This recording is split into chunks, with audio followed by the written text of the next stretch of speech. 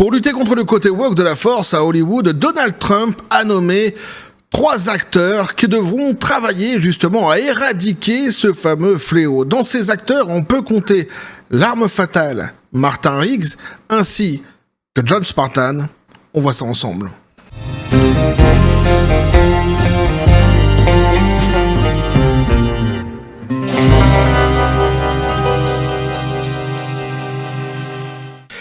Et ça va me permettre de replacer cela directement au début de vidéo. Et ça me fait plaisir. Pistolet à poudre, c'est à toi, roulement de tambour.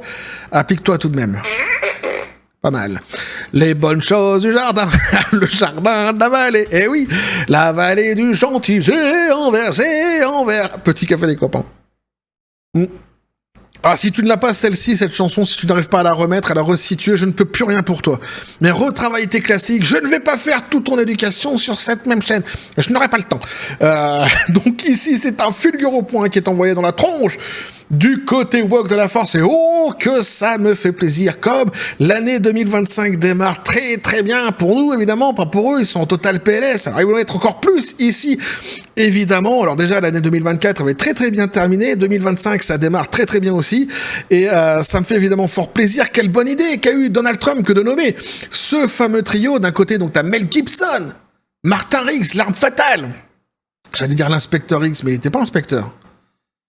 Il était quoi? Il était pas sergent? Il était sergent. Et il passe capitaine, me semble-t-il, tiens, après. Et il repasse sergent, même, après. Si ça se trouve, non. Si ça se trouve, je me trompe avec un autre film. Et je dis de la merde. Non, on s'en fout, c'est pas grave. À côté, donc, t'as John Spartan, alias, évidemment, Sylvester Stallone.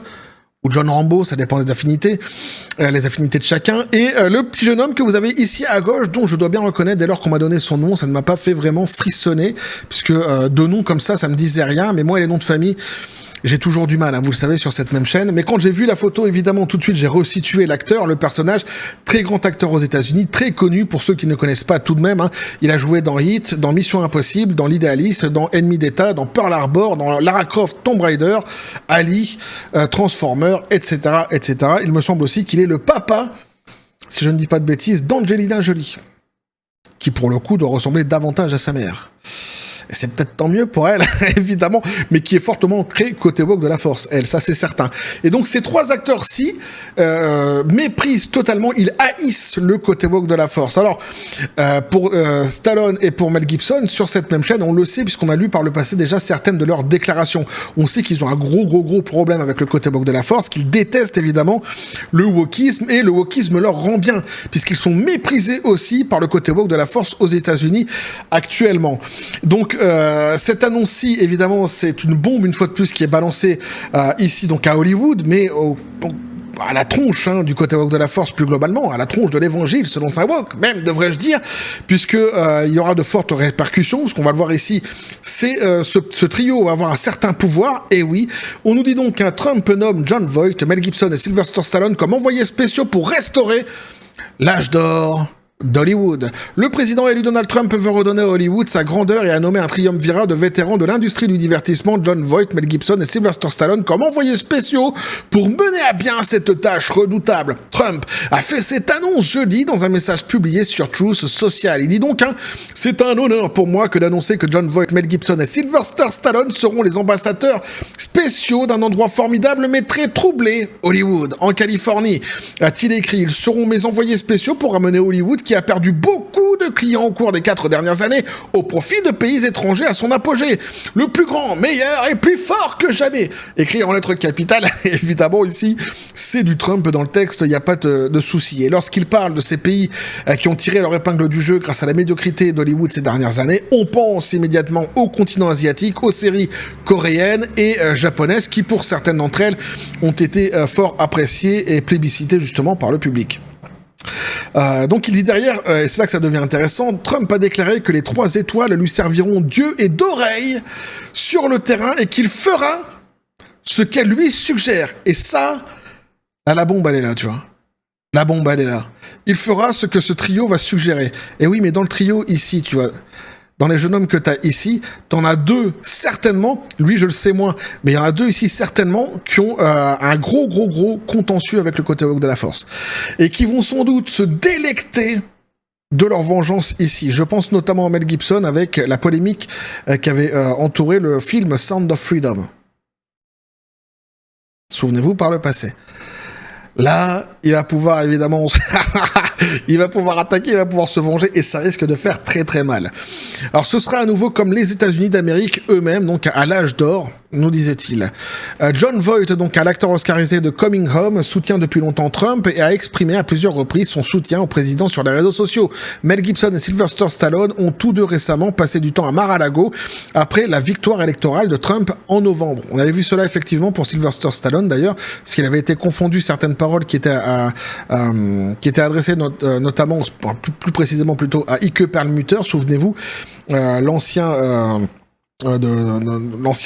PDG de Marvel qui travaillait aussi l'ancien aussi PDG de Marvel qui travaillait aussi chez Disney, qui avait été aussi actionnaire chez Disney, qui avait donc quitté la maison Grandes Oreilles à cause du côté woke de la force, et cela il avait été donc félicité par Donald Trump. Les félicitations qu'il avait données, comme il y avait Stallone qui était juste à côté, beaucoup pensaient que c'était en direction justement de Stallone, qui lui-même avait refusé un film de la part de la maison Grandes Oreilles de Disney d'un $2 million.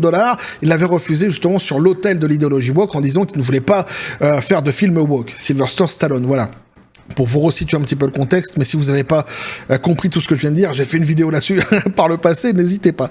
Donc, comme l'a rapporté Breitbart News, la production télévisuelle et cinématographique dans le sud de la Californie a chuté à des niveaux catastrophiques ces dernières années, car les principaux studios et les streamers ont déplacé leurs activités de tournage vers des endroits moins chers, y compris de nombreux endroits à l'étranger comme l'Europe, où ils peuvent récolter des incitations financières lucratives. On avait vu notamment cela avec la Grande-Bretagne, où Disney justement va très souvent maintenant faire ses tournages là-bas, moyennant certaines ristournes. Évidemment. L'administration Biden n'a fait qu'aggraver la situation car le pessimisme économique et la montée en flèche des prix à la consommation ont frappé de plein fouet les studios hollywoodiens alors que les revenus publicitaires continuent de diminuer, entraînant des licenciements massifs, des suites excessives au backlog. En conséquence, donc, les studios donnent leur feu vert à beaucoup moins de programmes, ce qui crée un cercle vicieux de chômage. La Walt Disney Company a supprimé 7000 emplois dans le monde en 2023 et son PDG Bob Iger a continué de réduire ses effectifs tout au long de 2024, alors qu'il avait promis évidemment d'arrêter les licenciements. Mais enfin, lui, de toute façon, il n'est pas un pipeau près, quoi. C'est devenu un virtuose du pipeau. Bob l'éponge taré. PDG de Disney, évidemment.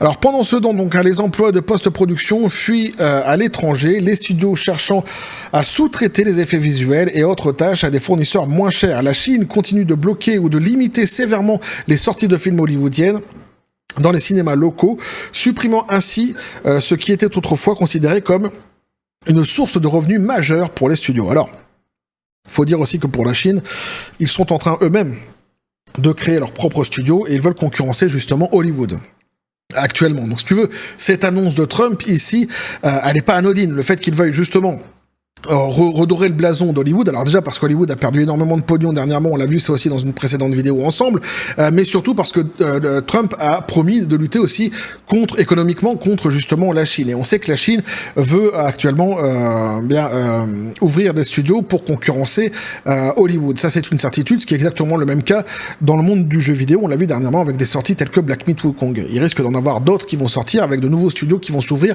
évidemment en Chine. Bref, moi ce qui m'intéressait ici de toute façon, c'est le fulgure point qui est mis dans la tranche du côté woke de la force. C'est une annonce, en fait, qu'il va les mettre en total PLS. Alors, à Hollywood, les woke d'Hollywood, ça c'est certain, mais les woke globalement dans le monde entier, eh oui, puisque là, t'as quand même 3 personnes, alors 3 qui détestent le côté woke de la force, c'est certain, mais dont 2, dont on sait à quel point, justement, ils haïssent le côté woke de la force, et que le côté woke de la force leur rend bien, hein, que ce soit Mel Gibson, justement, ici, et Sylvester Stallone. Donc, t'as ici 3 dingues pour arrêter d'autres dingues, que sont donc les woke et leur wokisme. Ça risque de faire très très très mal, d'autant que Trump leur donne quand même pas mal de pouvoir, parce qu'il dit que selon les bilans qu'ils feront, il réagira à leurs demandes, à ce que eux justement bien les indiqueront qu'il faille faire justement pour se sortir un petit peu de cette menace et redorer le blason d'Hollywood. Donc à ne pas en douter, il y aura le côté woke de la force et la DEI qui sera sans doute, et même très certainement, attaqué donc par ces personnages-ci.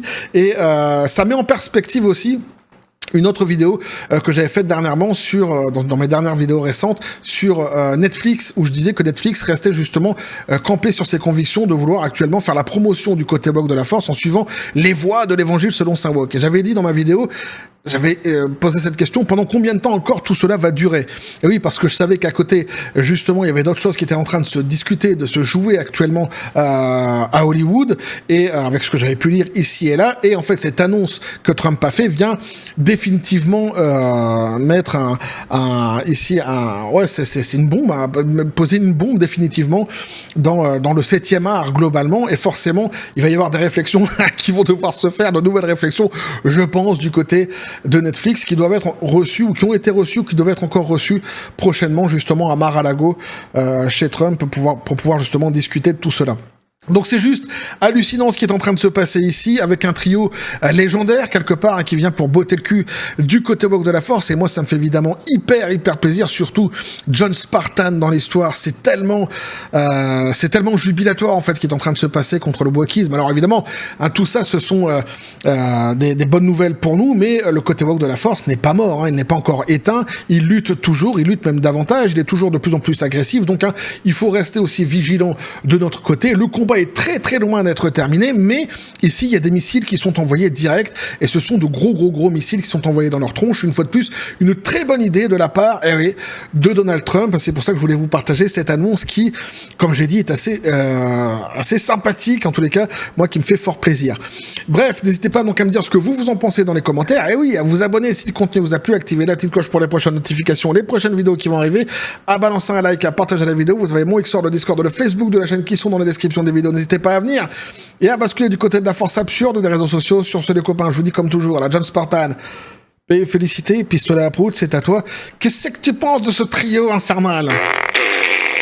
Ah, lui, il dit que c'est un petit peu les trois mousquetaires d'Hollywood qui viendront justement ici pour dézinguer le côté woke de la force, mais je suis assez d'accord avec lui pour leur botter les fesses, ça c'est certain. Il va y avoir des comptes qui vont être rendus ici.